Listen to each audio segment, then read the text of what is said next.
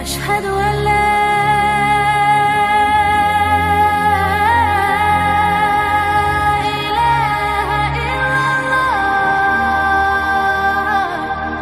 Ma'asyiral muslimin yang dimuliakan Allah Azza wa Jal,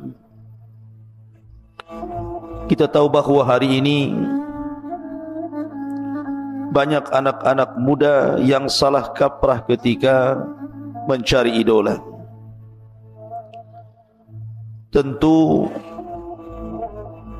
karena budaya barat yang sampai kepada kita selalu menyodorkan tokoh-tokoh yang sebenarnya tidak lebih mulia daripada tokoh-tokoh Islam. Dan anehnya anak-anak muda di zaman sekarang justru lebih mengenal tokoh-tokoh barat. Apakah pemain bola, apakah selebritis, artis ataupun yang sejenis mereka, lebih hafal biografi mereka dibandingkan tokoh dalam Islam. Padahal kemuliaan tokoh dalam Islam seperti yang kita akan kisahkan di malam hari ini, kisah Ali bin Abi Thalib radhiyallahu an, di mana syakhsiyah Ali radhiyallahu an, kepribadian Ali radhiyallahu an sangat dihajatkan oleh anak-anak muda di zaman sekarang. Kalau cerita tentang keberanian, Ali lah orangnya. Kalau cerita tentang kekuatan, maka Ali lah orangnya. Kalau cerita tentang pengetahuan, kemudian ibadah, akhlak, zuhud, tawadu, warah, dan bagaimana cara menghadapi fitnah, Ali lah orangnya. Dan kalau bercerita tentang kecintaan kepada Al-Quranul Karim, jihad dan dakwah, Ali juga orangnya. Dan sifat-sifat itu yang kita hajatkan bagi anak-anak muda di zaman sekarang. Maka malam ini kita akan mengkisahkan siapa tokoh besar yang kita akan kisahkan, Ali bin Abi Thalib radhiyallahu anhu. Ma'asyiral muslimin yang dimuliakan Allah Subhanahu wa taala, Ali adalah seorang laki-laki yang masuk pada sabda Nabi sallallahu alaihi wasallam, sab'atun yudhilluhumullahu fi dhillihi yauma la dhilla illa dhilluh. Ada 7 kelompok yang akan mendapatkan naungan di hari yang tidak ada naungan kecuali naungan Allah.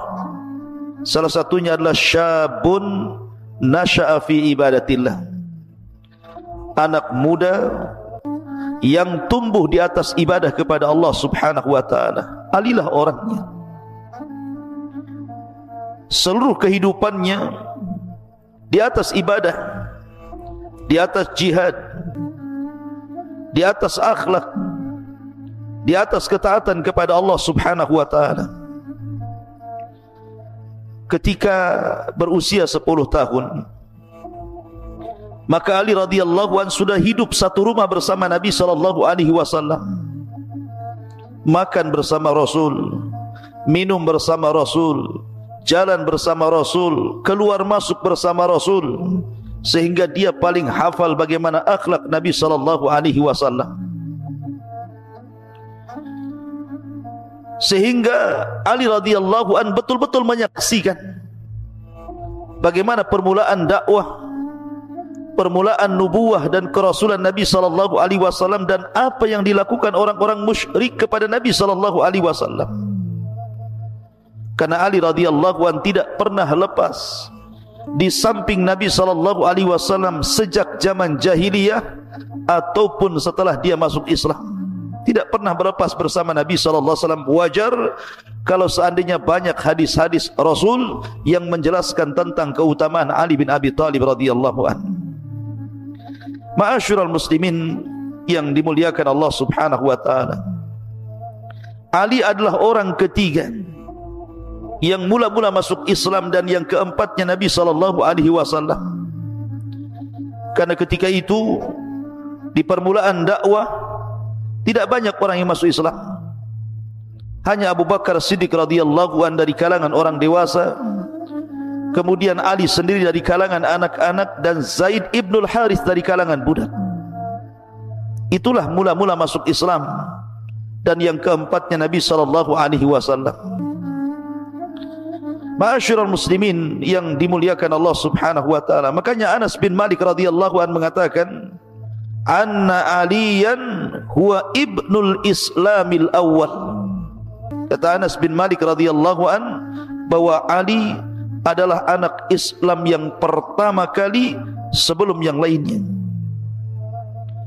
Bahkan Ali radhiyallahu an pernah berdoa di mana dia mengatakan, Allahumma inna nas'aluka syahadatan fi sabilik. Ya Allah, aku meminta kepadamu agar aku senantiasa mati syahid di jalanmu.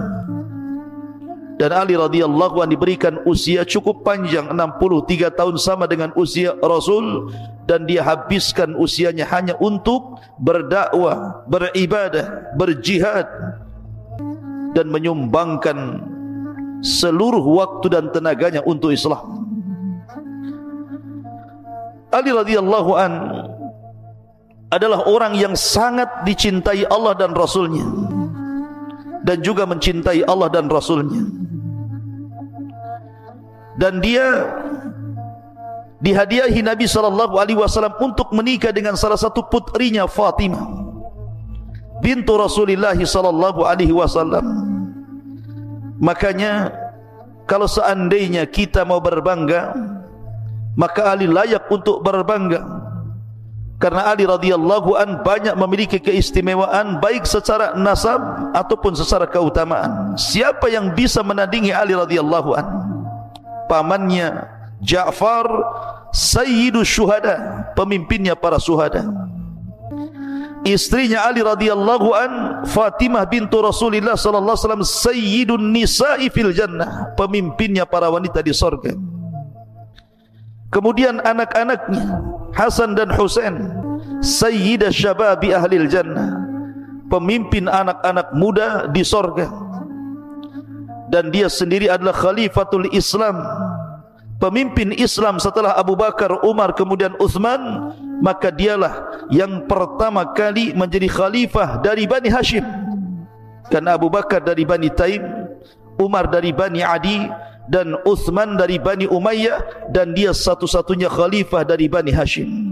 Bahkan dia adalah Hashimiyah dari segi nasab ibu dan ayahnya. Bahkan dia memiliki mertua Sayyidul Awwalina wal Akhirin, Sayyidul Anbiya'i wal Mursalin, pemimpinnya para nabi dan rasul, Muhammad ibn Abdullah salawatullah wassalamuhu alaihi. Maka siapa lagi yang bisa menandingi nasab Ali radhiyallahu an?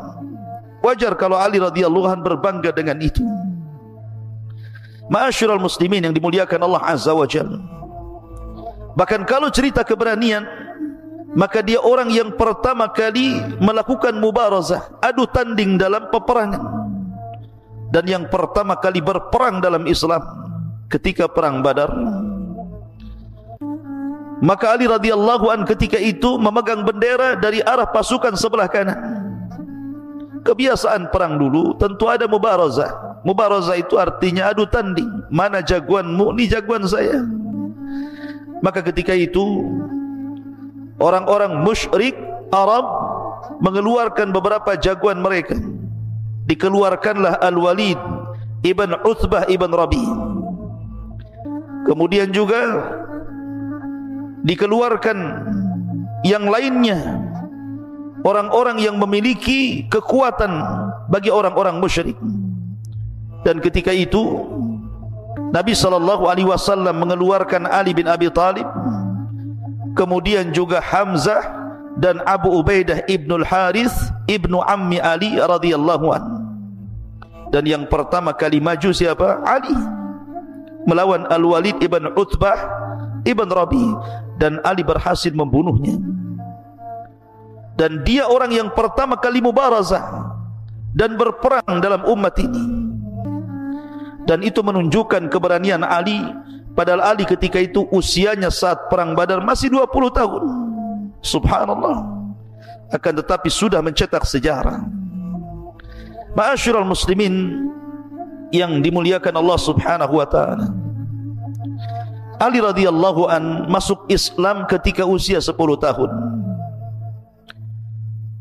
Ketika dia berada di rumah Nabi sallallahu alaihi wasallam, dia takjub ketika Nabi sallallahu alaihi wasallam sedang salat bersama istri tercintanya Khadijah bintu Khuwailid. Kemudian dia bertanya tentang ibadah yang dilakukan Nabi dan juga Khadijah, artinya kenapa keduanya salat? Maka Nabi sallallahu alaihi wasallam menjawab bahwa inilah agama yang harus disampaikan kepada umatnya. Kalau engkau mau, masuklah ke agamaku, tetapi sembunyikan keislamanmu. Tapi ketika itu Ali belum mau menerima. Sampai akhirnya kemudian Allah bukakan hatinya. Kemudian dia pun masuk ke dalam agama Rasul. Ketika hendak menghabarkan keislamannya kepada ayahnya Abu Talib, maka Rasul melarang agar jangan menyampaikan keislamannya kepada ayahnya, cukup menyembunyikan saja. Sampai pada suatu waktu Nabi sallallahu alaihi wasallam mengajak Ali radhiyallahu an untuk salat di luar rumah. Kemudian ketika sedang salat bersama Nabi sallallahu alaihi wasallam, tiba-tiba lewat Abu Talib ayahnya dan melihat anaknya sedang salat bersama Nabi sallallahu alaihi wasallam. Akhirnya kemudian selesai salat, Nabi menawarkan Islam kepada Abu Talib. Tapi Abu Talib walaupun mengetahui agama Rasul di atas kebenaran, tapi dia menolaknya dan mengatakan, kalau bukan karena takut celaan manusia, tentu aku akan ikut agamamu wahai Muhammad. Kemudian Abu Talib bertanya kepada Ali radhiyallahu an putranya, ya bunai, madza taf'al? Wahai anakku, apa yang kau lakukan? Maka Ali radhiyallahu an mengatakan, inni usalli ma'an Nabi sallallahu alaihi wasallam. Aku salat bersama Nabi sallallahu alaihi wa ala alihi wasallam. Wallahi lan ada'u ma yaf'alu Nabi sallallahu alaihi wasallam. Demi Allah, aku tidak akan meninggalkan apapun yang dilakukan Rasul. Maka Abu Talib mengatakan, amma innahu lam yad'uka illa ila khairin. Wahai anakku, sesungguhnya dia, maksudnya Nabi sallallahu alaihi wasallam, tidak pernah mengajakmu kecuali kepada kebaikan. Falzamhu ya bunai, maka teruslah ikuti ajaran, maksudnya Nabi sallallahu alaihi wa ala alihi wasallam. Maka sejak itu Ali radhiyallahu an senantiasa hidupnya dihidupi di atas ibadah kepada Allah bersama Nabi sallallahu alaihi wasallam, menghabiskan usianya, waktunya, umurnya hanya untuk membela dakwah dan menegakkan Islam. Ma'asyiral muslimin yang dimuliakan Allah Subhanahu wa taala, Ali radhiyallahu an memiliki banyak keistimewaan dalam Islam. Tetapi kalau kita bicara tentang sejarah Ali radhiyallahu an, tentu akan berbeda ketika kita bicara tentang sejarah Abu Bakar Siddiq radhiyallahu an, kemudian sejarah Umar bin Khattab radhiyallahu an, ataupun sejarah Utsman. Karena di zaman Ali ini di zaman fitnah. Karena di masa kekhilafahan Utsman ibn Affan radhiyallahu an, Utsman pun sudah saya jelaskan, di zamannya banyak fitnah. Artinya di akhir-akhir zaman Utsman itu banyak fitnah luar biasa. Terjadi peperangan, pembunuhan antara sesama kaum muslimin. Makanya kemudian sirah Ali radhiyallahu anhu akan berbeda dengan sirah Abu Bakar, Umar dan juga Utsman, karena di zaman Ali itu penuh dengan fitnah. Nanti kita akan jelaskan bagaimana liku-liku perjuangan Ali radhiyallahu anhu di dalam menghadapi fitnah ini. Karena di zaman Ali radhiyallahu anhu manusia terpecah menjadi dua. Ada manusia itu yang mereka ekstrim, hulu, mengagungkan Ali radhiyallahu an sampai menuhankan Ali radhiyallahu an, seperti kelompok Sabaiyah, mengatakan kepada Ali radhiyallahu an, antal ilah, engkau adalah Tuhan. Maka Ali radhiyallahu an kemudian menghukum mereka dengan cara membakarnya. Tetapi orang-orang yang selamat dari pembakaran itu justru makin yakin bahwa Ali di atas ketuhanan. Karena Nabi sallallahu alaihi wasallam bersabda, la yu'adzibu bin nar illa rabbun nar. tidak diazab dengan api kecuali Rabb pemilik api. Tidaklah mengadab dengan api kecuali Rabb pemilik api, maksudnya Allah Azza wa Jalla. Idzan, kalau begitu, fal aliyyu huwal ilah, Ali adalah Tuhan. Tapi kelompok yang lainnya justru merendahkan Ali, menghina Ali, bahkan sebagian mereka mengkafirkan Ali radhiyallahu anhu, bahkan berusaha untuk membunuhnya, dan Ali pun mati syahid di tangan Abdurrahman ibn Mulzam. Bagaimana kisahnya nanti kita akan kisahkan semuanya. Tapi yang jelas bahwa malam ini kita akan menjelaskan beberapa hadis yang dikeluarkan Imam Bukhari dan Muslim ataupun yang lainnya, tentu hadis-hadis yang sahih tentang fadilah keutamaan Ali radhiyallahu anhu. Apa saja fadilahnya? Disebutkan dalam Sahih Bukhari, Nabi SAW mengatakan, innama anta minni wa ana minki. Ya Ali, sesungguhnya dirimu bagian diriku dan juga diriku bagian dirimu. Artinya ini menjelaskan keutamaan bahwa Ali radhiyallahu an bersama Nabi SAW tidak bisa dipisahkan.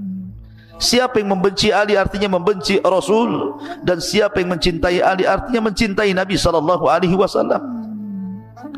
Bahkan dalam perang Tabuk, Nabi SAW tidak melibatkan Ali dalam pasukan. Kemudian Ali radhiyallahu an ketika itu datang kepada Rasul dan mengatakan, ya Rasulullah, apakah engkau harus meninggalkan diriku hidup bersama para wanita dan anak-anak? Biarkan aku terlibat dalam perang. Tapi Nabi SAW mengatakan, ya Ali, amma tarda antakuna minni bimanzilati Harun min Musa illa annahu la nabiyya ba'di. Ya Ali, ridhokah dirimu agar dirimu di posisiku seperti posisi Harun di hadapan Musa alaihi salatu wassalam. Akan tetapi tidak ada nabi sepeninggalku. Nabi SAW menghendaki dengan kata-kata bahwa engkau wahai Ali,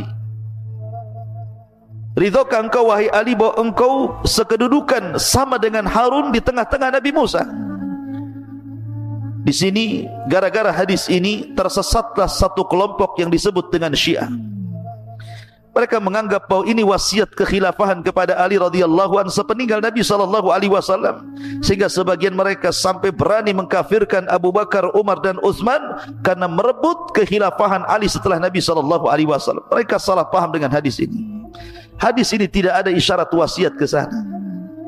Hadis ini tidak ada wasiat kekhilafahan Rasul kepada Ali radhiyallahu anhu. Ini yang pertama. Yang kedua, Nabi hendak menjelaskan keutamaan Ali. Dan yang ketiga, Harun tidak menggantikan Nabi Musa, karena Harun meninggal sebelum Nabi Musa meninggal dunia. Ada yang mengatakan ahli sejarah 40 tahun setelahnya, walaupun pendapat ini fihi nazar, karena bagaimanapun Arduti, negeri linglung itu 40 tahun, mungkin kurang daripada itu. Yang jelas bahwa Nabi Harun meninggal sebelum Nabi Musa, artinya Harun tidak menggantikan Musa. Maka tidak benar, hadis ini tidak ada isyarat ke sana. Karena ulama ahli sunnah wal jamaah sepakat bahwa khalifatul Islam yang pertama Abu Bakar, kemudian yang kedua Umar, kemudian yang ketiga Utsman, baru yang keempat Ali bin Abi Thalib radhiyallahu anhum ajmain. Ma'asyiral muslimin yang dimuliakan Allah Subhanahu wa taala. Kemudian juga hadis yang lainnya, ketika Nabi SAW hendak menggerakkan pasukan ke Khaybar, dan kita tahu Khaybar adalah perang melawan orang-orang Yahudi yang terakhir. Karena Nabi SAW perang melawan orang-orang Yahudi di Madinah itu 4 kali. Pertama melawan Bani Qunaiqah, kemudian melawan Bani Nadir, kemudian melawan Bani Quraidah, yang terakhir melawan orang-orang Yahudi di Khaybar. Dan Khaybar adalah negeri yang sangat kaya dengan kebun kurma terbaiknya, dan itu dikuasai oleh orang-orang Yahudi dan memiliki benteng-benteng yang kokoh, sehingga ketika menyerang Khaybar susah untuk menggempur benteng apalagi merobohkannya. Akan tetapi Nabi SAW mengatakan, la u'tiyanna rayata gadan li rajulin yuhibbullaha wa rasulahu wa yuhibbuhullahu wa rasuluhu. Kata Nabi SAW, sungguh aku akan berikan besok orang yang akan memegang bendera perang kepada seorang laki-laki yang mencintai Allah dan Rasulnya dan dicintai Allah dan Rasulnya. Yaftahullahu ala yadaihi, di tangannya kemenangan perang itu. Subhanallah, ketika Nabi SAW bersabda seperti ini, semua para sahabat di malam itu tidak ada yang tidur. Mereka berangan-angan, bercita-cita bahwa mereka lah yang memegang bendera itu, termasuk Umar bin Khattab radhiyallahu an. Makanya dalam hadis Abu Hurairah radhiyallahu an indal Bukhari, ketika esok harinya para sahabat sudah berjubel di tenda Nabi SAW, sampai Umar ingin menampakkan dirinya, ingin ngacung supaya Rasul memilih dirinya.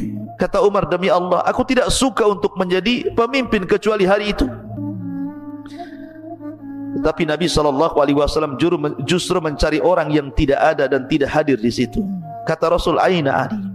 Di mana Ali? Aina Ali? Di mana Ali? Akhirnya kemudian orang menghabarkan bahwa Ali sedang sakit matanya, kena raumat.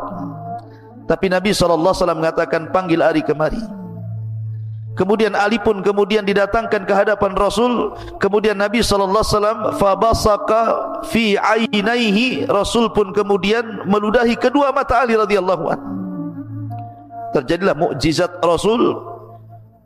Kedua mata Ali radhiyallahu an sembuh dari penyakitnya dan lebih terang daripada sebelumnya. Kemudian Nabi SAW menasihati Ali radhiyallahu an sebelum berangkat jihad mengarah ke gerbang musuh, agar yang pertama kali mendakwahkan dakwah tauhid, mengajak manusia ke dalam Islam. Kemudian berjalan peran-peran dan tidak perlu menengok ke sana kemari. Maka Ali pun sesuai dengan perintah Rasul bergerak menuju Khaybar dan tidak pernah melihat ke kanan ke kiri. Sampai akhirnya Ali radhiyallahu an berteriak, ya Rasulullah, ala madza uqatilun nas? Ya Rasulullah, ala madza uqatilun nas? Kepada apa aku harus memerangi manusia? Maka Rasul mengatakan, ala an yashhadu an la ilaha illallah wa anna Muhammadar Rasulullah, agar engkau memaksa mereka bersaksi tidak ada sesembahan yang berhak disembah kecuali Allah dan Muhammadlah utusan Allah Subhanahu wa ta'ala. Kalau mereka memang mentaati engkau wahai Ali, maka asamu minna dima'uhum wa amwaluhum wa hisabuhum 'ala Allah. Berarti kalau mereka mau mengucapkan dua kalimat syahadat, maka hati-hati, berarti sudah haram darahnya ditumpahkan, diambil hartanya dan hisabnya diserahkan kepada Allah Azza wa Jalla. Kemudian Rasul mengatakan, ya Ali, la in yahdiyakallahu rajulan wahidan bika khairul laka min hubrina. Ya Ali, seandainya Allah memberikan hidayah kepadamu, lantaran dirimu ada orang mendapatkan hidayah Allah, itu lebih baik daripada unta merah. Maka Ali pun bergerak, kemudian berhasil melumpuhkan Khaybar. Di tangan Ali lah kemenangan Khaybar jatuh ke tangan kaum muslimin. Di sini dalam peristiwa ini ada mukjizat dua, mukjizat kauliyah dan mukjizat fi'liyah. Adapun mukjizat kauliyah, mukjizat ucapan, karena Rasul mengatakan yaftahullahu ala yadaihi, di tangannya kemenangan perang ini, dan menjadi sebuah kenyataan di tangan Ali lah kemenangan perang ini. Kemudian yang kedua, mukjizat fi'liyah. Nabi SAW meludahi kedua mata Ali yang sedang sakit, kemudian fabariya ka'allam yakun, kemudian tiba-tiba sembuh seolah-olah tidak pernah sakit. Ma'asyiral muslimin yang dimuliakan Allah Azza wa Jalla. Kemudian juga di antara keutamaan Ali radhiyallahu an, Nabi sallallahu alaihi wasallam menyebutnya Ali sebagai Aba Turab. Dan itu kunyah yang sangat disukai Ali radhiyallahu an, Abu Turab. Disebutkan dalam sebuah hadis ketika Nabi sallallahu alaihi wasallam berkunjung ke rumah putrinya Fatimah. Dilihatnya Fatimah sedang bertengkar bersama suaminya. Wajar, dalam rumah tangga itu pasti ada pertengkaran. Walaupun keluarga sahabat Nabi SAW, tapi yang paling penting bagaimana cara mengelola pertengkaran itu sehingga menjadi sebuah perdamaian. Dan Nabi SAW mertua yang baik. Kemudian dia mencari menantunya Ali radhiyallahu anhu. Diutusnya para sahabat untuk cari informasi di mana Ali, karena sedang bertengkar dengan Fatimah. Maka dapat informasi bahwa Ali sedang tidur di Masjid Nabawi. Bergegaslah Rasul menuju Masjid Nabawi. Rupanya Ali sedang tidur. Ketika itu kemudian badannya ataupun pakaiannya penuh dengan debu. Karena Masjid Rasul beda dengan masjid hari ini yang ada permadaninya, yang ada sajadahnya. Masjid Rasul berupa tanah, sehingga kalau tidur di Masjid Rasul penuh dengan tanah. Maka Nabi SAW mengatakan, Kum ya Aba Turab, kum ya Aba Turab. Wahai bapak tanah, bangkitlah wahai bapak tanah. Sampai Rasul mengusap-ngusap pundak Ali dan membersihkan tanah ataupun debu yang ada di pakaiannya. Subhanallah. Ketika itu Nabi SAW mengajak Ali untuk mendamaikan Ali bersama putrinya Fatimah. Sesampainya di rumah maka Rasul mendamaikan, bahkan mengatakan kepada Fatimah, ya Fatimah, innahu lamra'ata bimra'atin la tajidu raihata zawjiha. Wahai Fatimah, seorang wanita tidak punya kehormatan jika satu hari tidak mencium bau suaminya. Ali radhiyallahu anhu sangat senang kalau dipanggil Aba Turab, karena itu adalah laqab yang diberikan Nabi sallallahu alaihi wasallam. Ma'asyiral muslimin yang dimuliakan Allah Subhanahu wa taala. Juga disebutkan dalam Sahih Muslim ketika Muawiyah ibn Abi Sufyan berbincang dengan Sa'ad bin Abi Waqqas, dan kita tahu bahwa Muawiyah pernah bersengketa bersama Ali radhiyallahu anhu sehingga terjadi perang Siffin. Kata Muawiyah bin Abi Sufyan kepada Sa'ad bin Abi Waqqas, ya Sa'ad, ala tasubbu Aliyan, ala tasubbu Aliyan. Baik Sa'ad, kenapa kau tidak mencela Ali? Maka Sa'ad bin Abi Waqqas kemudian mengatakan, la asubbu Aliyan, tidak mungkin aku mencela Ali. Kenapa? Karena aku pernah mendengar 3 hadis tentang keutamaan Ali dari Nabi SAW.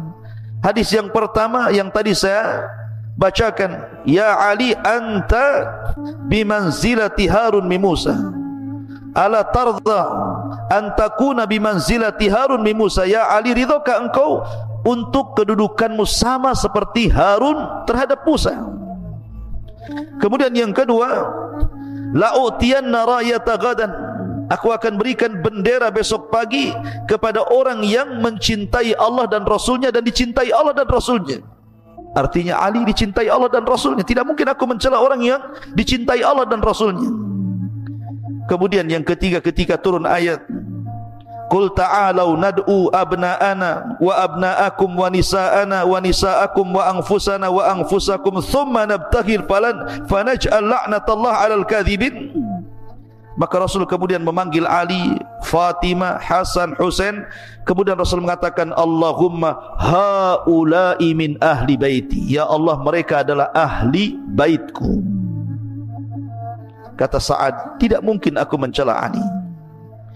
Tentu kata-kata Muawiyah bin Abi Sufyan tidak bisa diartikan artinya Muawiyah menyuruh Sa'ad untuk mencela Ali. Bukan itu. Kita harus mentakwil perkataan Muawiyah kepada Sa'ad ini. Maksudnya kata para ulama, Muawiyah bin Abi Sufyan ini maksudnya mengatakan la tasubbu Ali itu. Kenapa kau tidak mencela Ali? Maksudnya Muawiyah ingin mengatakan, tidakkah kau bicara dengan Ali wahai Sa'ad, dan menjelaskan kesalahan cara berfikirnya. Jelaskan kepada Ali bahwa cara dia berfikir salah, yang benar itu kami, gitu maksudnya. Atau mungkin ketika itu ada orang-orang yang mencela Ali radhiyallahu an di hadapan Sa'ad bin Abi Waqqas, kemudian diceritakan kepada Muawiyah. Kemudian Muawiyah mengatakan, kenapa kau tidak ikut mencela juga? Barulah kemudian dijelaskan 3 hadis ini yang menunjukkan tentang fadilah Ali radhiyallahu an. Kata Sa'ad, tidak mungkin aku mencela Ali karena dia memiliki banyak keistimewaan di hadapan Nabi SAW. Bahkan dijelaskan oleh Zaid ibn Arqam, ketika datang sebuah kaum yang sebagian mereka sudah tua-tua, kemudian bertanya tentang hadis Nabi SAW tentang kedudukan ahli bait. Salah satunya Nabi SAW mengatakan, udzakirukumullahu fi ahli baiti, ku ingatkan kalian, jagalah keluargaku. Kemudian mereka mengatakan, ya Zaid, apakah istri-istri Rasul termasuk ahli baitnya? Maka Zaid mengatakan, ya, istri-istri Rasul termasuk ahli baitnya. Kemudian siapa lagi yang termasuk ahli bait itu? Maka Zaid mengatakan, orang yang haram mendapatkan sedekah. Lalu siapa orang yang haram mengambil sedekah itu? Kemudian Zaid mengatakan, merekalah keluarga Ali, keluarga Uqail, keluarga Ja'far, dan juga keluarga Abbas, karena mereka semuanya termasuk ahli bait Nabi SAW. Luar biasa. Kemudian juga ada peristiwa yang menarik dari sirah Ali bin Abi Thalib radhiyallahu anhu. Suatu ketika di zaman Ali menjadi khalifah, ada seseorang yang berhajat karena sebuah kebutuhan, tetapi kalau meminta-minta dia malu. Dia ingat sabda Nabi SAW tentang larangan dan celaan orang meminta-minta. Akhirnya dia tulis permintaannya itu di tanah. Dia tulis di sebuah tanah, di bumi, bahwa dia sedang berhajat ini dan itu. Karena dia malu untuk meminta, ditulis kemudian di tanah keinginannya. Rupanya Ali radhiyallahu anhu lewat, kemudian membaca tulisan itu. Kemudian Ali radhiyallahu paham bahwa orang ini sedang berhajat kepada sesuatu tetapi malu meminta, maka ditulis di bumi. Maka Ali menggerakkan pasukan cari orang yang menulis di sini. Akhirnya pasukan disebar ke sana kemari. Akhirnya kemudian berjumpa dengan orang itu, dan Ali pun kemudian memberikan semua permintaannya. Luar biasa. Itulah karamnya Ali radhiyallahu anhu. Dan kita masuk pada hijrah beliau yang sangat terkenal kisahnya.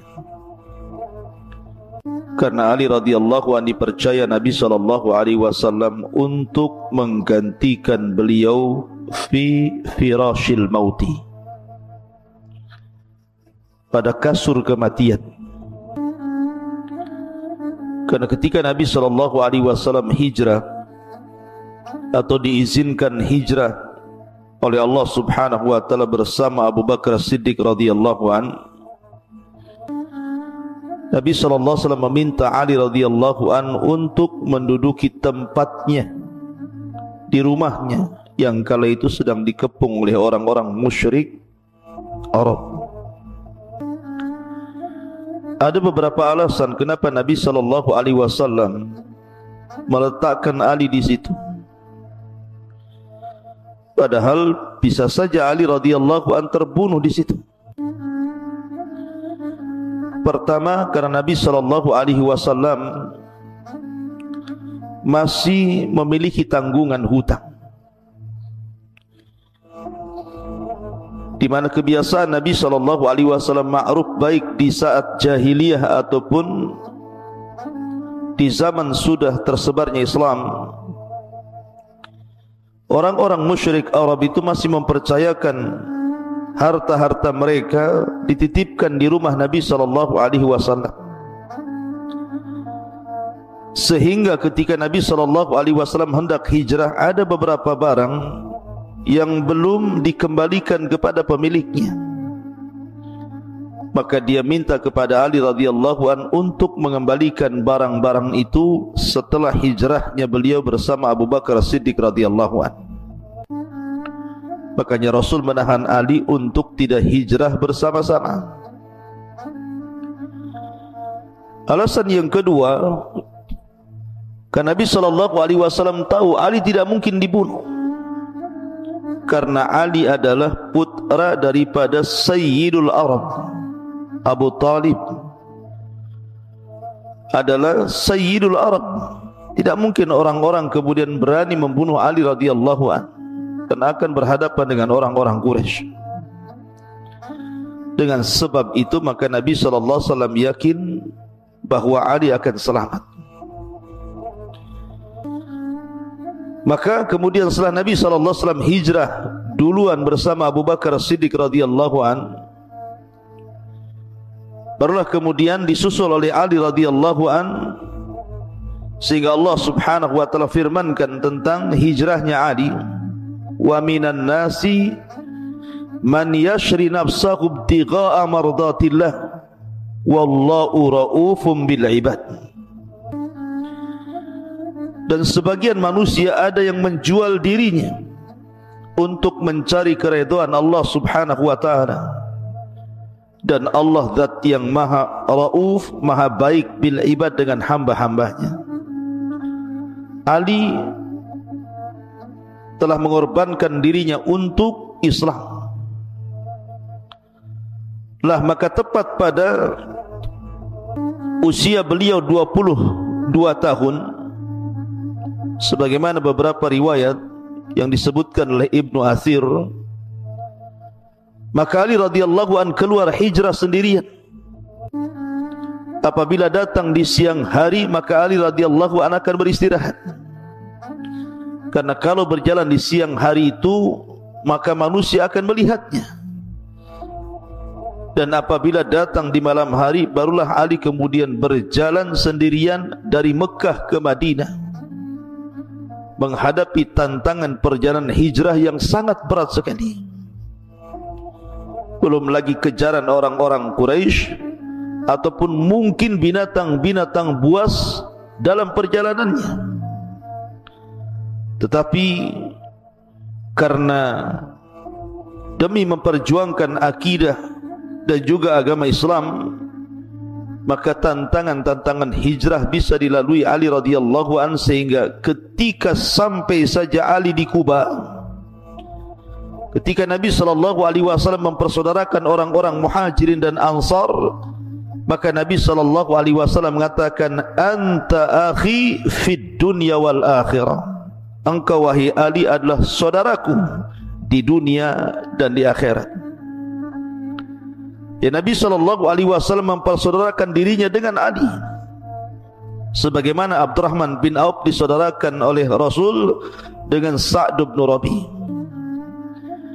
Ma'asyiral muslimin yang dimuliakan Allah Subhanahu wa taala, ketika Ali radhiyallahu anhu sudah menetap di kota Madinah, maka tepat 2 tahun setelah hijrah Nabi sallallahu alaihi wasallam, Ali pun menikah dengan Fatimah bintu Rasulullah sallallahu alaihi wasallam. Ketika itu banyak para sahabat Rasul ingin melamar Fatimah putri Rasul, salah satunya Abu Bakar, Umar dan yang lainnya. Dan sahabat-sahabat yang lainnya banyak yang ingin menikahi Fatimah. Akan tapi Nabi sallallahu alaihi wasallam tidak mengizinkannya, kecuali setelah Ali radhiyallahu an datang kemudian mengkhitbah Fatimah, yang ketika itu Ali radhiyallahu an tidak memiliki apapun untuk dijadikan mahar, kecuali hanya dhir'u ataupun baju besi yang harganya tidak seberapa. Tetapi Nabi sallallahu alaihi wasallam karena sudah rida dengan Ali radhiyallahu an menikah dengan Fatimah, maka Nabi sallallahu alaihi wasallam pun menikahkan Fatimah dengan Ali radhiyallahu an, dan berkah pernikahan keduanya lahirlah manusia-manusia terbaik dalam Islam. Lahir Hasan, lahir Husain, yang merupakan 2 cucu Rasul sallallahu alaihi wasallam yang sangat dicintai Rasul. Sampai-sampai Nabi SAW mengatakan Sayyidah Syababi Ahlil Jannah, keduanya adalah pemimpin anak-anak muda kelak di surga. Ma'asyiral muslimin yang dimuliakan Allah Azza wa Jalla, setelah Ali menikah dengan Fatimah, Ali radhiyallahu an pernah hendak berpoligami. Bahkan dia hendak melamar salah satu putri daripada musuh Allah Subhanahu wa taala, putri Abu Jahal. Maka Nabi sallallahu alaihi wasallam mendengar bahwa Ali radhiyallahu an hendak melamar salah satu putri Abu Jahal. Tiba-tiba Nabi sallallahu alaihi wasallam naik ke atas mimbar, kemudian berceramah di hadapan manusia. Kemudian mengatakan, inna Fatimata minni wa ana atakhawwafu an tuftana fi diniha. Sesungguhnya Fatimah bagian diriku, kata Rasul, dan saya takut kalau seandainya Fatimah terfitnah agamanya. Maka kemudian Ali pun dipanggil oleh Nabi sallallahu alaihi wasallam dan mengatakan, ya Ali, man adza Fatimah faqad adzani. Wahai Ali, siapapun yang menyakiti Fatimah, maka dia telah menyakiti perasaanku. Wallahi, demi Allah, la tajtami'u bintu Rasulillah sallallahu alaihi wasallam wa bintu aduwallahi abada. Demi Allah, tidak mungkin berkumpul satu atap anak putri Rasul sallallahu alaihi wasallam dan anak putri musuh Allah Subhanahu wa taala. Dari sini jelaslah alasannya bahwa Rasul tidak melarang Ali untuk berpoligami, tetapi Nabi SAW melarang berpoligaminya Ali karena wanita yang hendak dikhitbahnya adalah putri daripada musuh Rasul. Seandainya Ali mengambil putri-putri yang lainnya yang bukan musuh Nabi SAW, tentu Nabi SAW tidak akan melarangnya. Tapi sebab inilah makanya Nabi SAW mengatakan, wa inni lastu uharrimu halalan wala uhillu haraman. Aku tidak hendak mengharamkan yang halal atau yang menghalalkan yang haram. Akan tetapi karena aku tidak suka putri Rasul berkumpul dengan putri musuh Allah Subhanahu wa ta'ala. Ma'asyiral muslimin yang dimuliakan Allah Subhanahu wa ta'ala, lalu apa kegiatan Ali radhiyallahu an selama di kota Madinah? Ali radhiyallahu an adalah orang kepercayaan Rasul, termasuk orang yang sangat dekat dengan Nabi sallallahu alaihi wasallam. Bahkan dia dipercaya Nabi sallallahu alaihi wasallam untuk katibul wahyi, satu di antara sekian para sahabat sebagai pencatat wahyu. Bahkan bukan hanya itu saja, Nabi sallallahu alaihi wasallam selalu mempercayakan delegasi kepada Ali radhiyallahu an untuk mengirim surat ke kabilah-kabilah, mengajak mereka untuk masuk ke dalam Islam. Termasuk juga Nabi sallallahu alaihi wasallam terkadang bukan hanya menjadikan Rasul Ali sebagai penulis wahyu ataupun pengirim surat sebagai delegasi ke kabilah-kabilah, terkadang Rasul pun meminta pendapat Ali radhiyallahu an. Salah satunya adalah ketika kejadian yang disebut dengan haditsatul ifki, di mana ketika Nabi sallallahu alaihi wasallam tergoncang kehormatannya karena difitnah orang-orang munafik tentang Aisyah radhiyallahu anha berzina dengan Safwan ibn Mu'attil. Maka Nabi sallallahu alaihi wasallam salah satu orang yang dimintai pendapatnya adalah Ali radhiyallahu an. Dan Ali radhiyallahu an menyaksikan bai'atur ridwan. Dan Nabi sallallahu alaihi wasallam memerintahkan untuk membukukan setiap perjanjian dalam Hudaybiyah, dan Ali ikut menyaksikannya.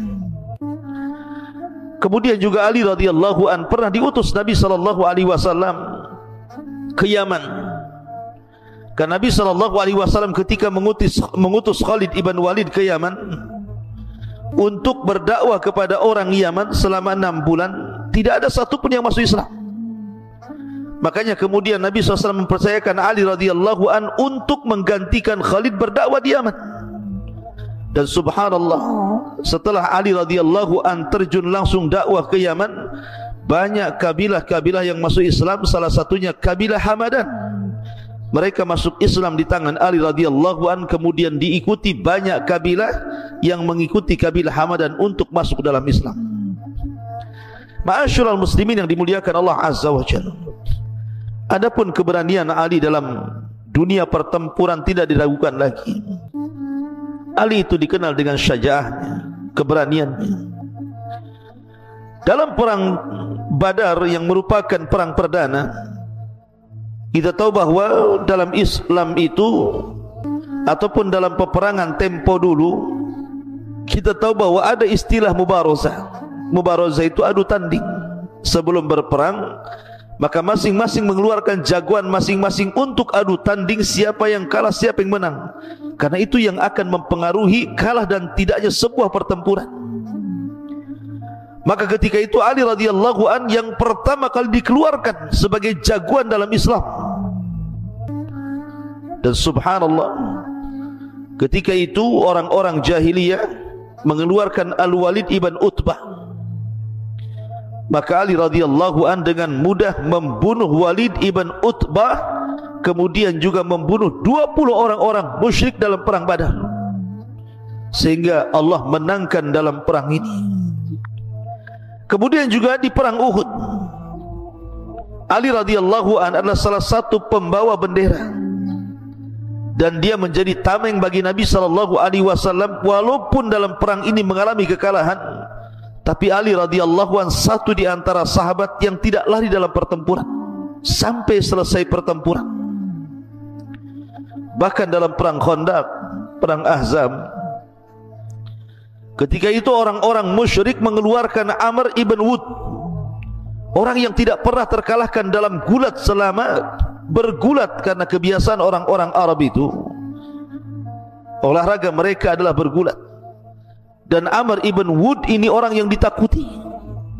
Makanya ketika perang Khandaq, Amr bin Wud ini dikeluarkan orang-orang Quraisy, tidak ada seorang sahabat pun yang berani maju kecuali radhiyallahu an. Dan dia berhasil membunuh Amr bin Wud yang ditakuti oleh orang-orang Quraisy ataupun oleh sebagian para sahabat Nabi sallallahu alaihi wasallam.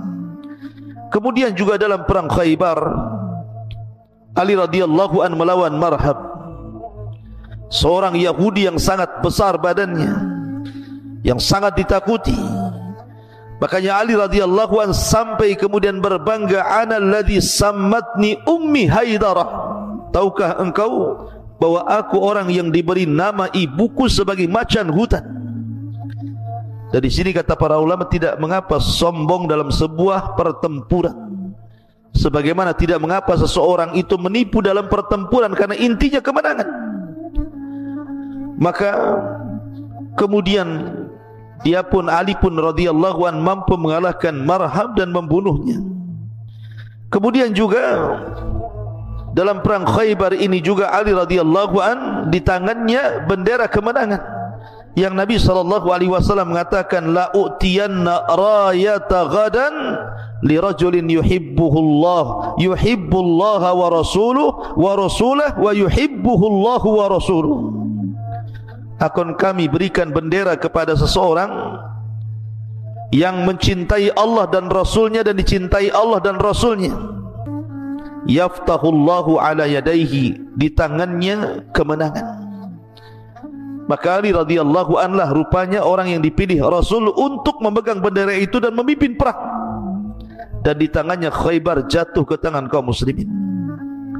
Termasuk juga dalam perang Hunain dan perang-perang yang lainnya. Maka Ali radhiyallahu an sangat terkenal dalam dunia pertempuran.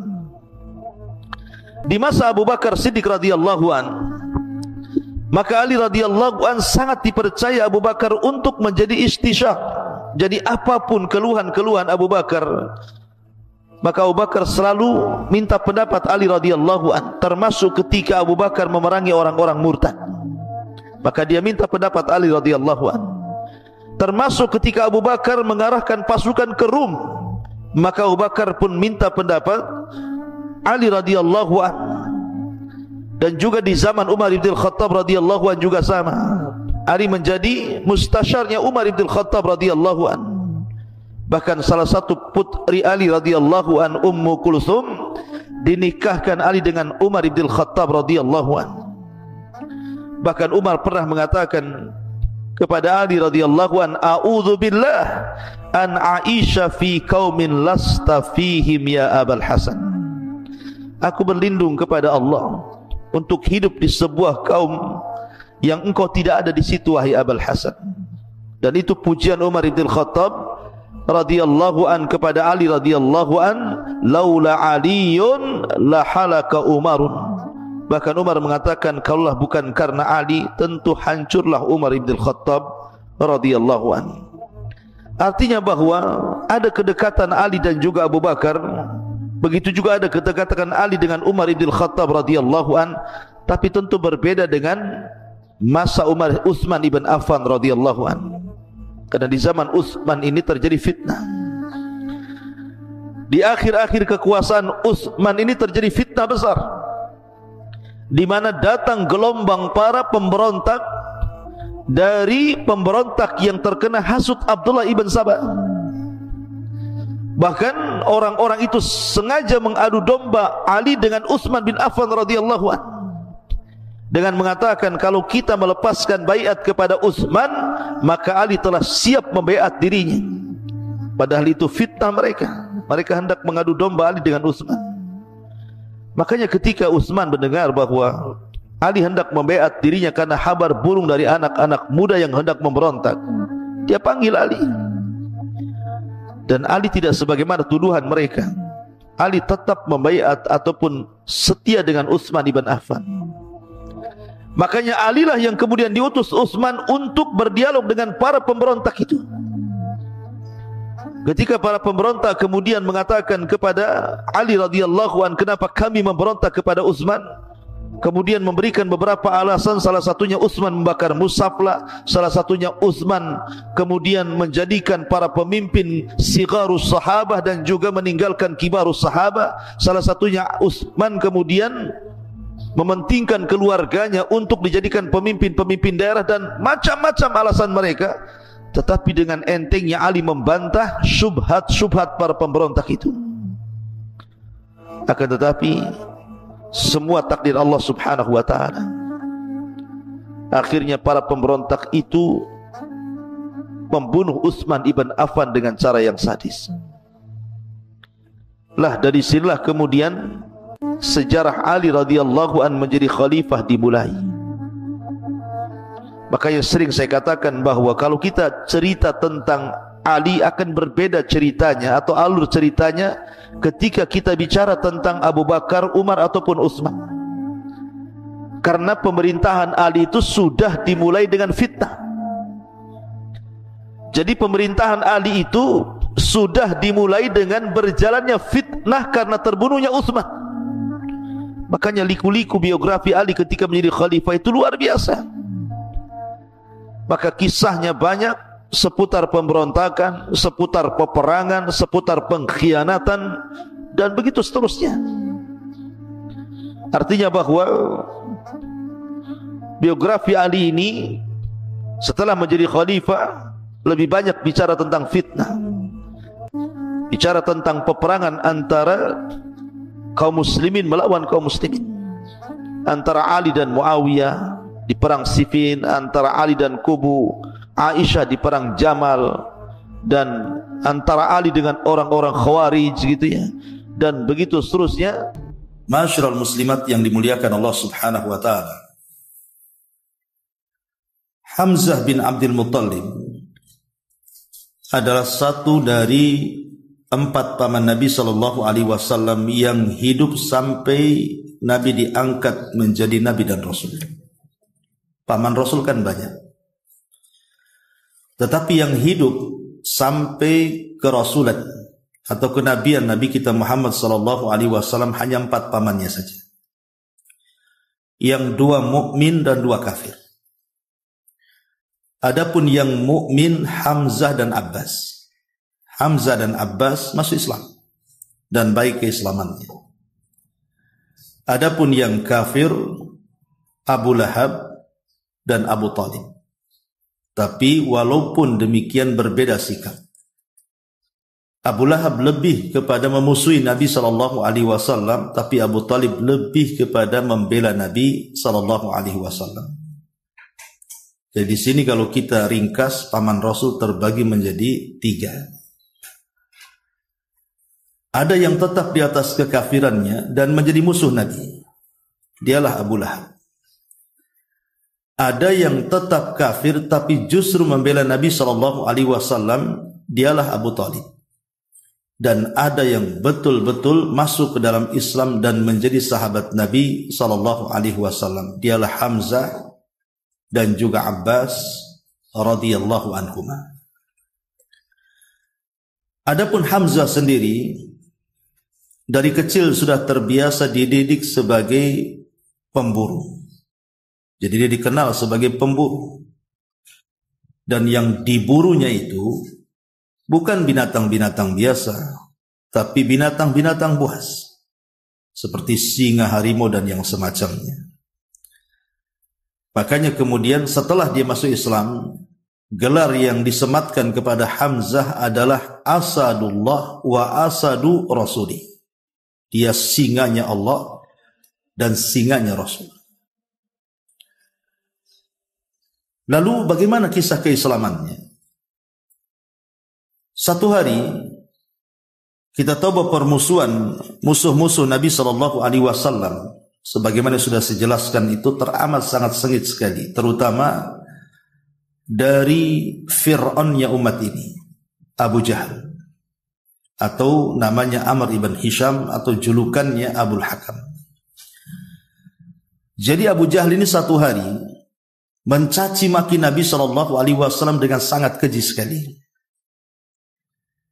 Lah ketika itu Hamzah masih kafir dan dia sedang berburu buruannya.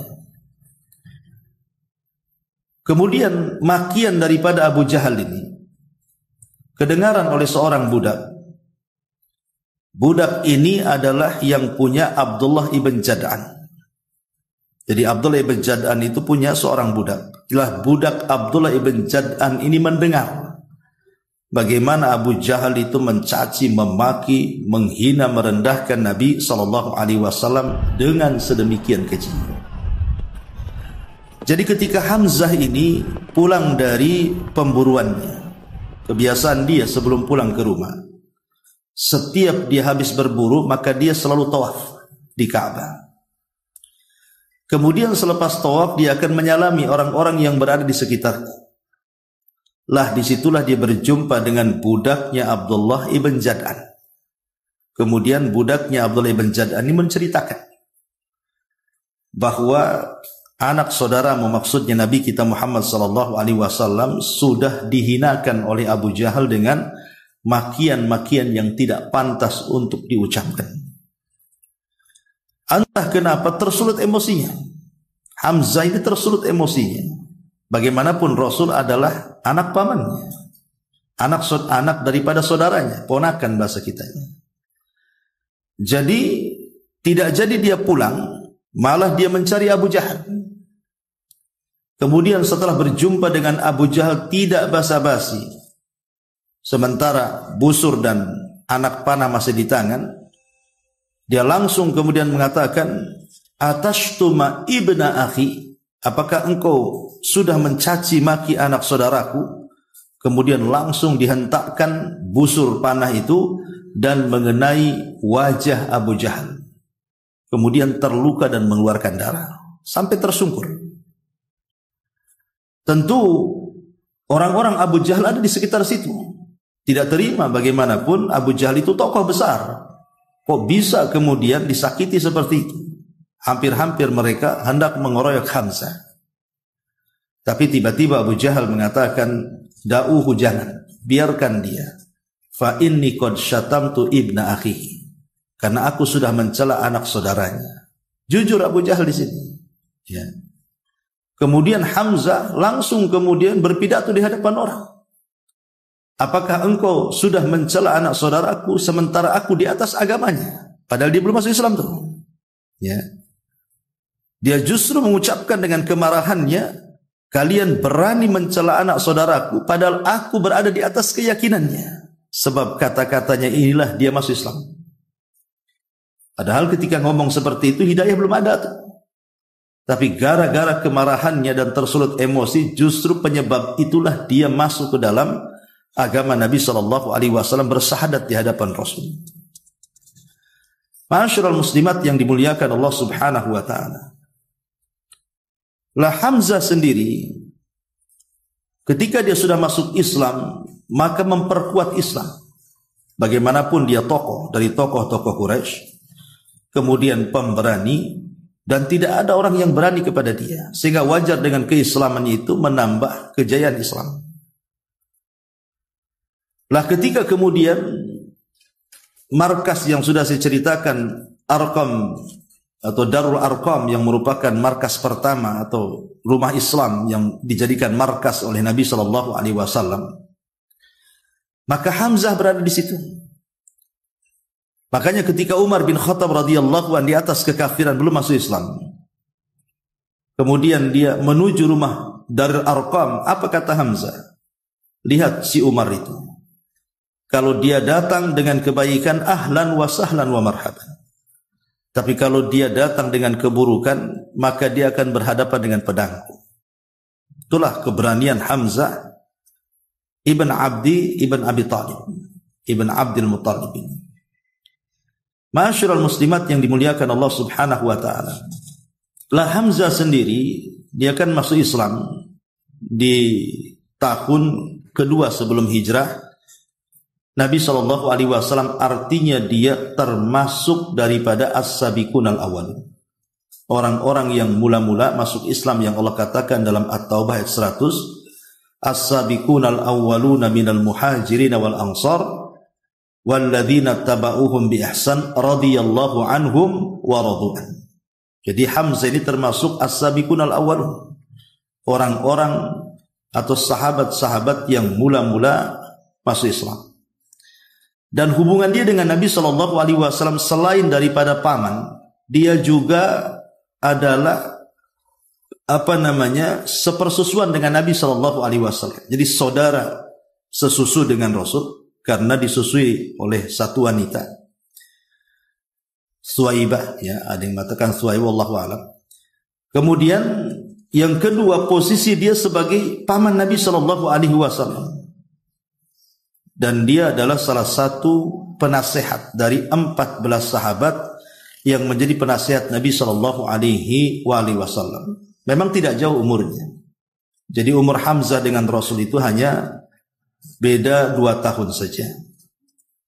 Dan kunyahnya adalah Abu Ammar. Dia punya kunyah disebut Abu Ammar. Ada juga yang mengatakan Abu Ya'la. Ya. Tetapi Hamzah sendiri masa jahiliyah, di atas kejahiliahannya, dia terkenal dermawan orangnya. Sehingga juga bukan hanya disegani, tapi juga dicintai. Karena biasanya orang dermawan itu disukai orang. Ya. Ma'asyiral muslimat yang dimuliakan Allah Azza wa Jalla, ketika kemudian penekanan dakwah begitu hebat, maka Hamzah pun kemudian ikut hijrah bersama Nabi SAW dari Mekah ke Madinah. Subhanallah, peperangan pertama di mana Hamzah terlibat adalah dalam perang Badar. Ketika sampai di kota Madinah kan Nabi SAW mempersaudarakan antara satu sahabat dengan sahabat yang lainnya.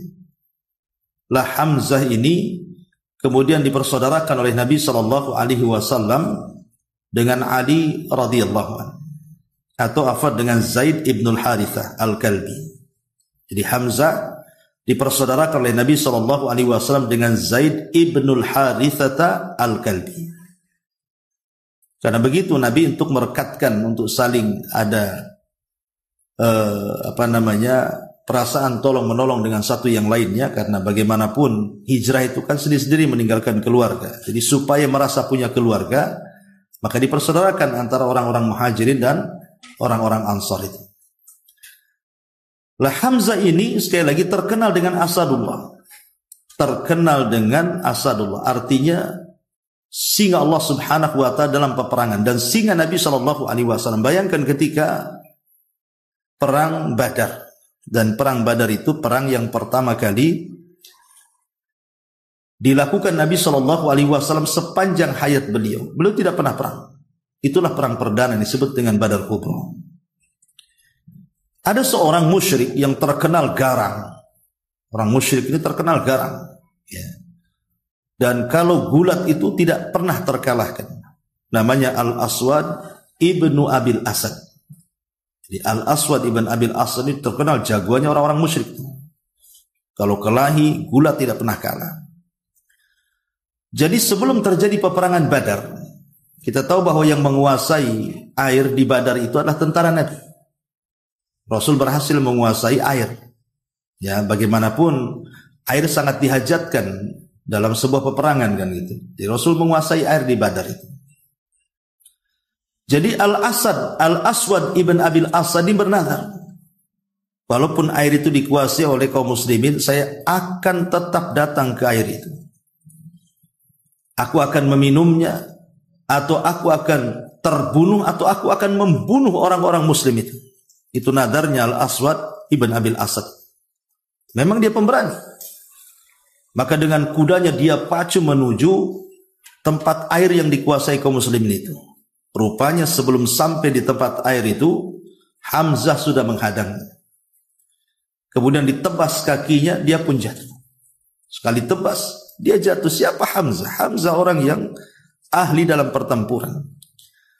Jadi ketika dia sedang merangkak, kemudian Hamzah bertanya, apa tujuanmu? Dia mengatakan, saya bernadar ingin minum dari air itu. Maka Hamzah mempersilahkan dengan ngesotnya bahasa kitanya untuk mendekati air itu. Ketika sudah dia mengambil air dan minumnya, langsung ditebas dan dihabisi oleh Hamzah. Dan disaksikan orang ramai. Ya. Lah dari situlah kemudian menyulut emosi orang-orang Quraisy ini.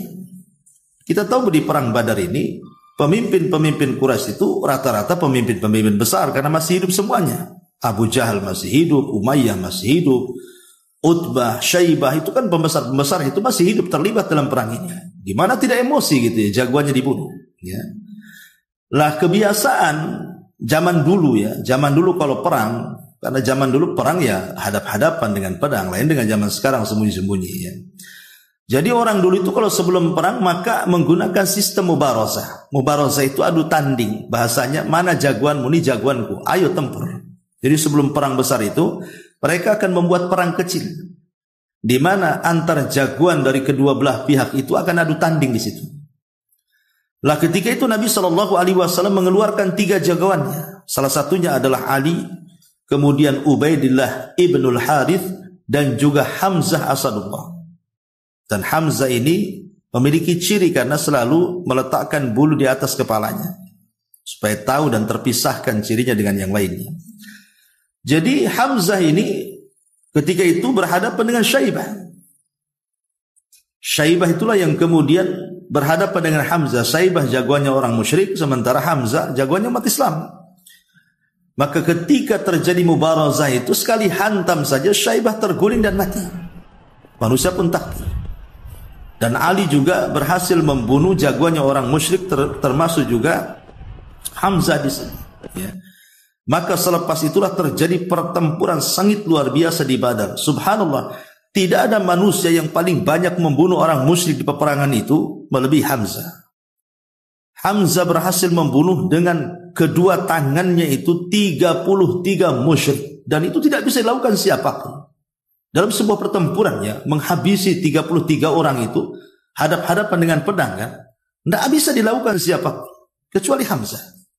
Makanya wajar kalau Hamzah itu disebut Sayyidus Syuhada, yang kelak di perang Uhud dia meninggal itu disebut pemimpinnya para syuhada, karena bertempur itu luar biasa. Dia tidak bisa dilukai dan dia bisa melukai dan membunuh. Saking kepiawaiannya dia dalam bertempur itu, Hamzah itu. Makanya wajar Rasul sangat sayang dengan Hamzah. Ya. Lah salah satu yang dibantai oleh Hamzah adalah yang paling banyak keluarga Hindun. Hindun bintu Utbah.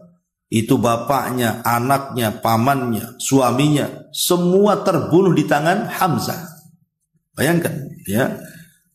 Jadi ada 4 keluarga, itu semua terbunuh di tangan Hamzah. Lah salah satunya adalah keluarga Hindu. Bagaimana ayahnya terlibat perang, mati di tangan Hamzah. Pamannya terlibat perang, mati di tangan Hamzah. Anaknya terlibat perang, mati di tangan Hamzah. Suaminya terlibat perang, mati di tangan Hamzah. Tentu dia sebelum menikah dengan Abi Sufyan ya, belakangan masuk Islam juga Hindun ya. Tetapi ini menaruh dendam yang luar biasa. Bagaimana satu keluarga dibantai satu orang? Makanya kemudian Hindun ini berbulan-bulan, bertahun-tahun dia mengumpulkan harta untuk membalas dendam atas kematian keluarganya di tangan paman Nabi SAW namanya Hamzah ini. Nah ketika kemudian beberapa tahun setelahnya kan dari Badar itu kan terjadi perang Uhud. Ya, setelah Badar terjadi perang Uhud. Lah di perang Uhud inilah Hindun berusaha mendanai peperangan.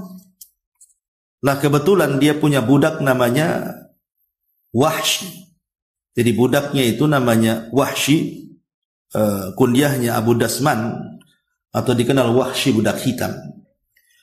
Jadi Hindun ini mengatakan kepada Wahsy dan mengatakan, ya Wahsy, kalau engkau ingin bebas dari perbudakan, maka aku akan berikan kebebasan perbudakanmu. Bahkan bukan hanya itu saja, ku berikan harta yang banyak untukmu, syaratnya kau bunuh orang yang sudah membunuh keluargaku.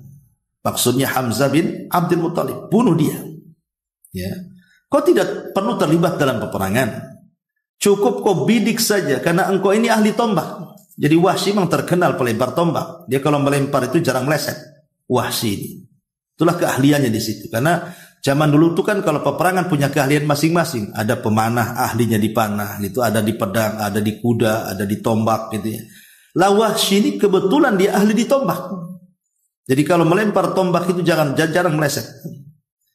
Jadi ketika kemudian Hindun menawarkan kebebasan dia, bahkan bukan hanya menawarkan kebebasan, tapi juga memberikan banyak harta kepada dia kalau dia berhasil membunuh orang yang telah membunuh keluarganya. Semangat Wahsy, sehingga dia mau melakukan itu. Maka dalam perang Uhud ini, kita tahu bahwa perang Uhud ini, yaitulah terjadi perang kekalahan kaum muslimin di sini.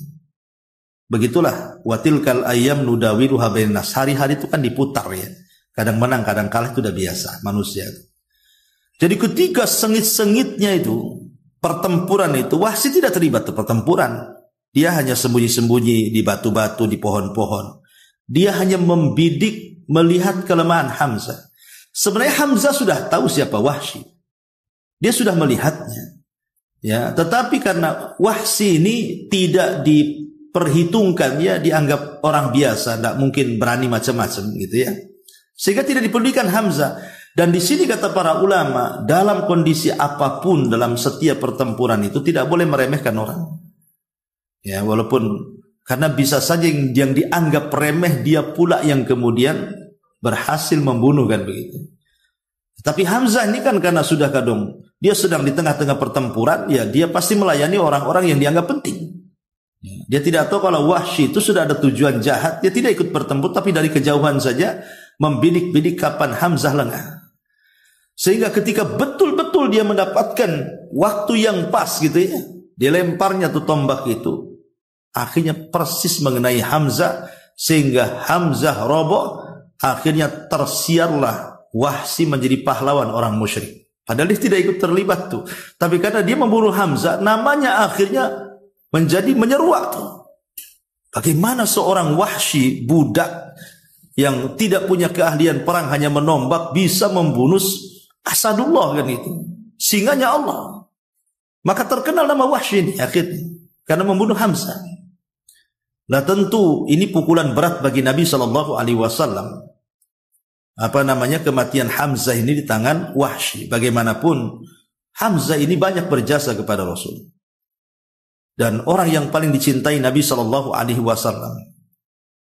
Ketika terbunuhnya Hamzah di tangan Wahsy ini, maka Rasul SAW tidak henti-hentinya dirundung dengan kesedihan sampai pada waktunya ketika terjadi Fathu Mekah, di mana kota Mekah itu kan dikepung oleh kaum muslimin dan seluruh penduduk musyrik Mekah itu menyerah, tidak berani, bahkan tidak terjadi pertumpahan darah sekalipun di situ.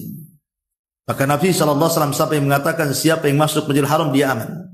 Siapa yang masuk ke rumah dan mengunci pintunya serta masuk ke rumah Abu Sufyan dia aman.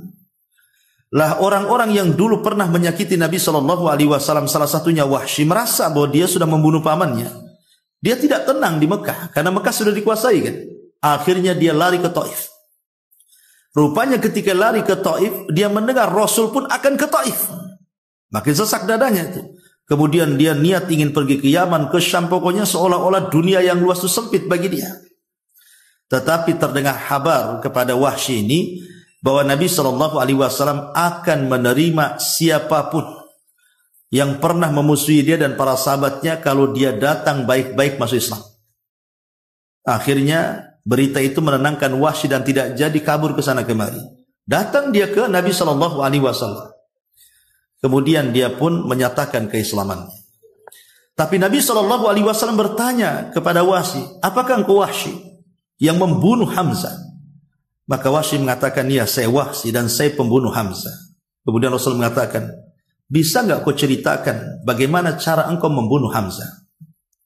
Akhirnya Wahsy bercerita Bagaimana kelicikan dia membunuh Hamzah itu. Bagaimana kepengecutan dia tidak berani hadap-hadapan dengan Hamzah, sehingga dia hanya membunuh dari jarak jauh dengan bidikannya, dengan tombaknya. Maka setelah kemudian diceritakan panjang lebar, tiba-tiba Rasul menangis. Sedih dengan ceritanya Wahsy. Sehingga karena cintanya dia dengan Hamzah, dia mengatakan kepada Wahsy, "Ya Wahsy, ghayyib wajhaka anni." Wahai Wahsy, setelah hari ini, walaupun kau sudah masuk Islam, jangan pernah aku melihat wajahmu kembali. Jadi engkau kalau hadir di majelis taklim itu duduk paling belakang sana, di balik tiang kalau bisa. Pokoknya aku nggak mau melihat wajahmu lagi. Kau boleh hadir, tapi jangan pernah diperlihatkan wajahmu kepada. Kenapa demikian coba? Ini dalil bahwa Nabi SAW sangat cinta dengan Hamzah. Sahabat-sahabat itu banyak yang dibunuh oleh orang-orang musyrik. Ya, banyak, bukan hanya Hamzah saja. Di perang Badar sahabat banyak yang meninggal. Kemudian juga di perang Uhud banyak lagi para sahabat yang meninggal. Di perang-perang yang lainnya. Tapi Rasul SAW tidak pernah mengatakan kepada para pembunuh sahabat selain Hamzah, ghayyib wajhaka anni, hilangkan wajahmu dari tatapanku. Rasul hanya mengatakan hal ini kepada Wahsy, pembunuh pamannya atau sahabatnya Hamzah ibn Abdul Muttalib. Itu menunjukkan sayangnya gitu loh Rasul kepada Hamzah, sampai kemudian Rasul berpesan seperti itu. Makanya ini yang menjadikan Wahsy itu selalu menangis, karena dia tidak boleh memperlihatkan wajahnya di hadapan Rasul sampai wafat Nabi. Dari situ Wahsy ingin membalas kesalahannya, sehingga ketika kemudian di zaman Abu Bakar Siddiq radhiyallahu anhu terjadi pemurtadan yang hebat itu. Ya, banyak orang murtad di zaman Abu Bakar. Salah satunya adalah munculnya nabi-nabi palsu, dan yang paling banyak pengikutnya adalah Musailamah al-Kadzdzab. Musailamah al-Kadzdzab itu banyak pengikutnya. Lah ketika terjadi peperangan yang disebut dalam sejarah itu namanya Hadiqatul Maut, kebun kematian. Karena ketika itu Musailamah al-Kadzdzab terkepung dalam kebun itu oleh tentara Khalid bin Walid dan yang lainnya. Lah Wahsy berhasil masuk ke dalam kebun itu, kemudian mencari orang yang namanya Musailamah al-Kadzdzab itu. Dan subhanallah, ketika berjumpa dengan Musailamah al-Kadzdzab, dialah yang membunuh Musailamah al-Kadzdzab. Sehingga dia merasa impas dan mengatakan, dulu aku pernah membunuh orang yang sangat dicintai Rasul, Hamzah bin Abdul Muttalib. Sekarang aku membunuh orang yang paling dibenci Nabi SAW, Musailamah al-Kadzdzab. Jadi dia ingin membalas kononnya kan itu Wahsy. Ya, akhirnya kemudian jadi ujung kisah Wahsy pun kemudian meninggal di atas keislamannya dan menjadi sahabat baik, ataupun baik keislamannya menjadi sahabat Nabi sallallahu alaihi wa ala alihi wasallam. Ma'asyiral muslimat yang dimuliakan Allah Azza wa Jalla, dari sini kita tahu bahwa Hamzah ini banyak keutamaannya dalam Islam. Di antaranya disebutkan oleh Al-Imam Al-Karmani rahimahullahu taala bahwa Hamzatu ibnu Abdul Muttalib ammu Rasulillah sallallahu alaihi wasallam wa akhuhu minar radha'ah. Hamzah bin Abdul Muttalib satu sisi dia paman Rasul, dia juga saudara Rasul dari ibu satu persusuan. Yuqalu lahu Asadullah. Dia memiliki gelar singanya Allah. Wahina aslam i'tazzal Islam bi islami. Ketika dia masuk Islam, Islam semakin kokoh dan kuat dengan keislamannya. Ustushhida yauma Uhudin, dia mati syahid di perang Uhud. Wa huwa sayyidus syuhada, dan dia adalah pemimpin orang-orang yang mati syahid. Pemimpin orang-orang yang mati syahid. Bahkan Abdurrahman ibn Auf ma'ruf, dia salah seorang dari al-mubashshiruna bil jannah, al-asharatu al-mubashshiruna bil jannah. 10 sahabat yang dijanjikan masuk surga, salah satunya Abdurrahman ibn Auf. Nah, Abdurrahman ibn Auf menyaksikan dan berani mengatakan, bersaksi bahwa Hamzah itu di surga. Kemudian dia mengatakan, la Hamzatu bi annahu khairun minhu. Hamzah lebih baik dibandingkan dia. Padahal Abdurrahman ibn Auf itu sahabat yang disebutkan satu redaksi hadis dari 10 sahabat yang dijanjikan masuk surga kan. Tapi dia mengatakan, demi Allah Hamzah lebih baik daripada aku. Dan itu sebuah tazkiyah, ya. Sehingga sampai kemudian Abdurrahman ibn Auf itu mengatakan, qutila Mus'ab ibn Umair wa huwa khairun minni. Telah terbunuh Mus'ab ibn Umair dan dia jauh lebih baik dibandingkan aku. Ma'ruf kisahnya Mus'ab bin Umair. Dulunya orang kaya, semua keinginannya dipenuhi oleh ibunya, tapi ketika dia masuk Islam diusir sama ibunya. Satu uang sen pun tidak diberikan. Akhirnya dia pun hidup terlunta-lunta sampai masuk Islam. Gara-gara masuk Islam. Tapi dia anak cerdas, walaupun anak bangsawan, dia hidup sederhana, cerdas. Dialah yang pertama kali diutus ke Madinah untuk berdakwah. Di tangan dialah 2 pemimpin Ansar masuk Islam. Makanya Abdurrahman ibn Auf mengatakan ketika terbunuh Mus'ab bin Umair di perang Uhud itu, wa huwa khairum minni, dia adalah manusia yang terbaik dibandingkan diriku.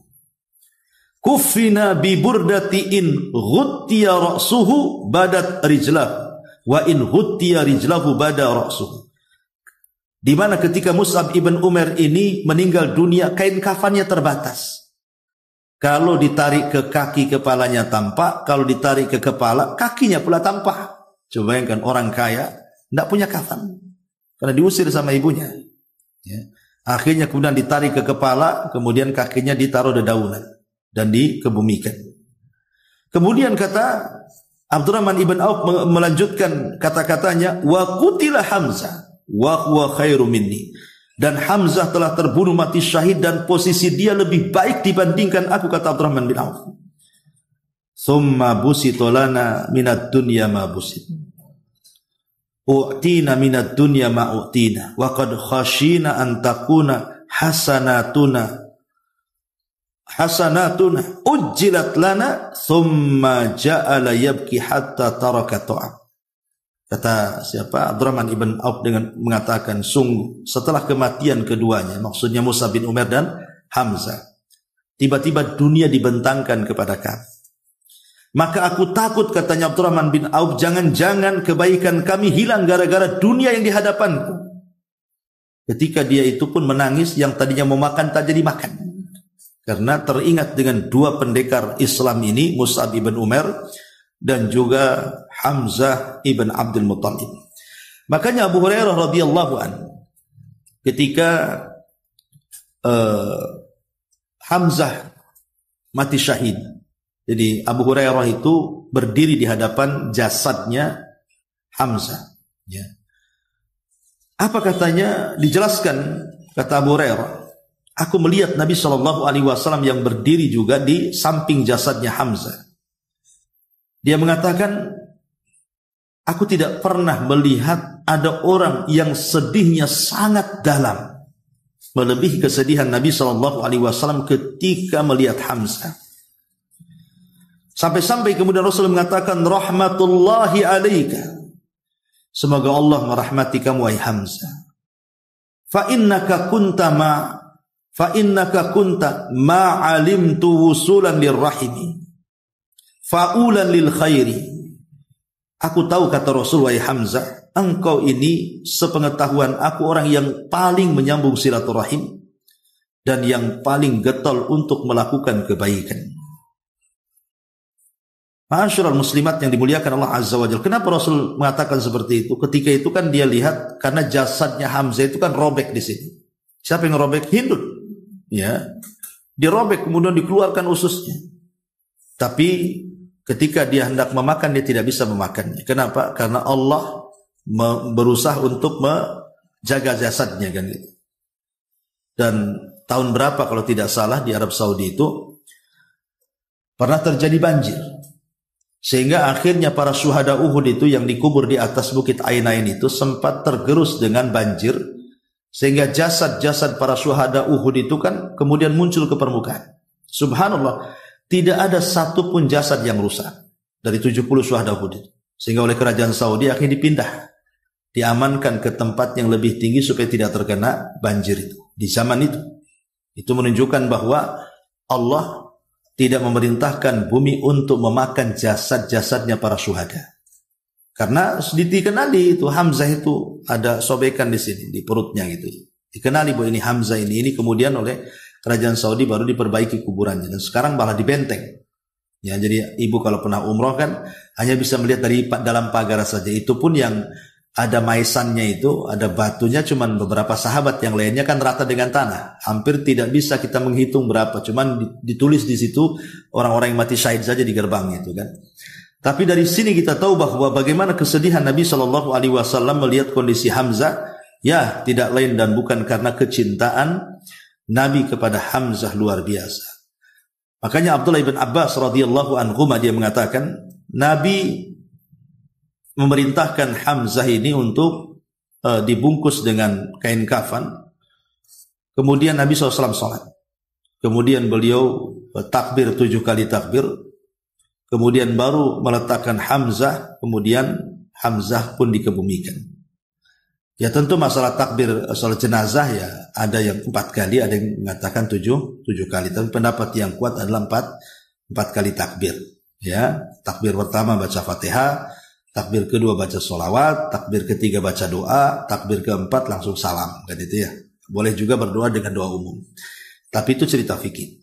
Tapi yang jelas bahwa dari kisah Hamzah ini, ya, kita bisa petik pelajaran yang sangat besar bagaimana Hamzah ini telah mengukir sejarah dalam Islam dengan masuknya menjadi kuat Islam. Apalagi setelah bukan hanya Hamzah, Umar masuk Islam. Nanti kan ceritakan kisah Umar, maka Islam semakin kuat lagi. Itu di antara sekilas kisah Hamzah ibn Abdul Muttalib. Baik, kita baca sedikit di sini. Masuk Islamnya Hamzah bin Abdul Muttalib. Di tengah suhu yang diliputi awan kezaliman dan penindasan, tiba-tiba muncul seberkas cahaya yang menyinari jalan, yaitu masuk Islamnya Hamzah bin Abdul Muttalib. Dia masuk Islam pada penghujung tahun ke-6 kenabian. Ada yang mengatakan tahun kedua kenabian. Lebih tepatnya pada bulan Dzulhijjah. Mengenai sebab keislamannya, bahwa satu hari Abu Jahal melewati Nabi SAW di Bukit Safa. Lalu dia mengganggu dan mencaci maki Nabi. Rasulullah SAW hanya bisa diam. Dan itu akhlak Rasul. Rasul itu kalau dihina, dicaci maki, dia lebih memilih diam. Kenapa? Karena tujuan diutusnya Rasul menjadi Nabi dan Rasul bukan melayani orang yang mencaci maki. Ibu kalau setiap hari melayani orang yang menggibahi ibu, memfitnah ibu, membuli ibu, menghina ibu, habis di situ waktunya. Ngapain? Kita menghabiskan waktu melayani orang yang nyakiti kita. Biarkan aja lah orang itu. Karena orang itu kan tidak bisa direm. Siapa yang bisa menghentikan orang itu tidak bicara? Orang itu sudah diciptakan dari awal sudah bicara. Ya, biarkan mereka bicara. Dan Allah pun tidak mentakdirkan orang bicara itu dari mulai dia bisa bicara sampai mati ngomongin ibu terus kan? Ya mungkin sekali-kali kan gitu ya. Kalau sudah sariawan itu kan sudah berhenti. Doakan sariawan aja lah kan. Artinya ya, manusia itu seperti itu. Maka lihat bagaimana Rasul memilih akhlak. Kalau dibicarakan diam. Itu sama dengan transfer pahala namanya. Ya. Karena memang hadaf Rasul, tujuan Rasul bukan melayani orang yang menghina dia. Ada target yang jauh lebih besar dibandingkan melayani orang-orang yang menghinanya. Tersebarnya Islam kemana-mana. Ya, makanya Rasulullah SAW diam. Ya. Tidak bicara sedikit pun. Kemudian dia tiba-tiba memukul kepala beliau dengan batu hingga melukainya dan mengalirkan darah. Selepas itu dia pulang menuju tempat Quraisy. Maksudnya Hamzah ini ketika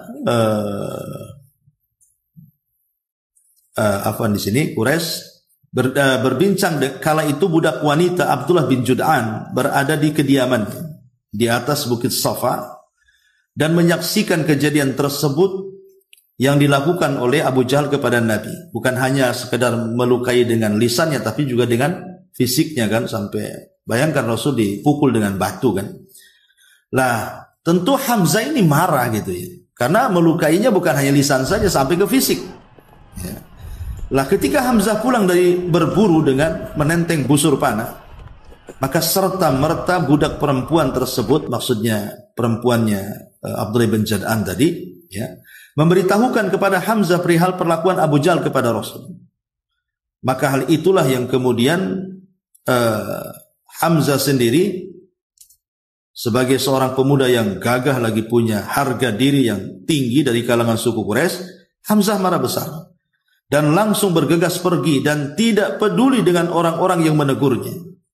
Dia pun kemudian berkonsentrasi mempersiapkan segalanya bila berjumpa dengan Abu Jahal dan akan membuat perhitungan dengannya, membalas dendamkan perbuatan Abu Jahal kepada Rasul dengan perbuatan dia kepada Abu Jahal.